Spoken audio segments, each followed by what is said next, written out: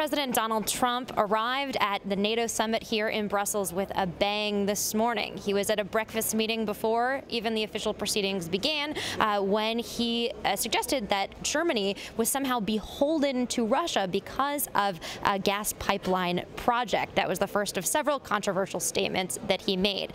This afternoon, the president was at a closed-door meeting with other world leaders and heads of state when he suggested to the group that instead of just the 2% benchmark for GDP spending that the members have agreed to spend by 2024, that in fact he wants to see members spending 4% of their GDP. That would be a tremendous increase. At this point, most members aren't even spending the benchmark of 2%.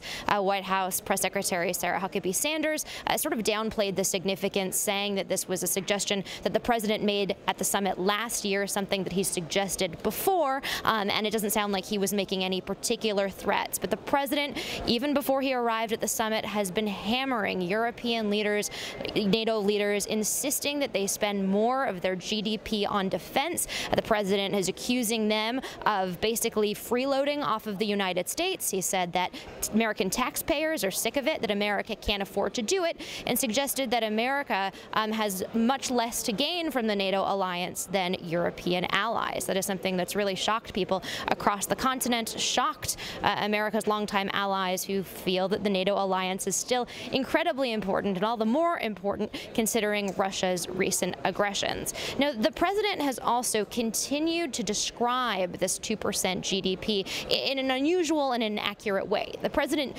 seems to think, or at least wants people to think, that there is somehow some 2% of GDP payment that these countries deposit, either giving it to the United States or depositing it in some NATO account. That's just not the way this works. He's described countries as delinquent on his way here on Air Force One. He tweeted that countries basically owed America back pay somehow, that they owed the U.S. or NATO money for all the years that they weren't living up to that commitment, which just shows a fundamental lack of understanding of the way that that actually works. The idea is that each country is supposed to spend 2% of its gross domestic product on defense, so that if there is some type of threat against one of the members, that they're all able to launch an effective defense against whatever aggressive nation might be challenging one of the members. They wanted me to fact check. Yeah, sure. Sorry.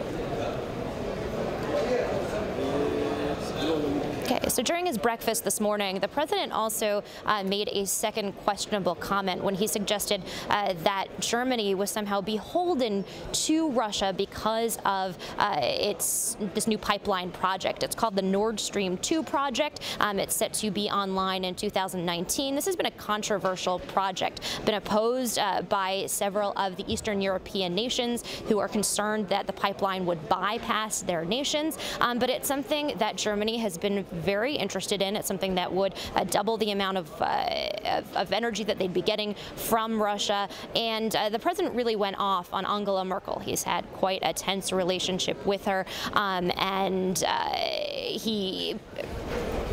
the president has had quite a tense relationship with Angela Merkel, but to be fair, despite the fact that Merkel has been, somebody who's committed to this pipeline project, she's also been very strong when it comes to facing Vladimir Putin and facing aggressions by Russia. We should remember that she was one of the strongest advocates for new sanctions against Russia after the annexation of Crimea in 2014, and has continued to push for those sanctions to remain in place in the face of some pushback, including from President Donald Trump.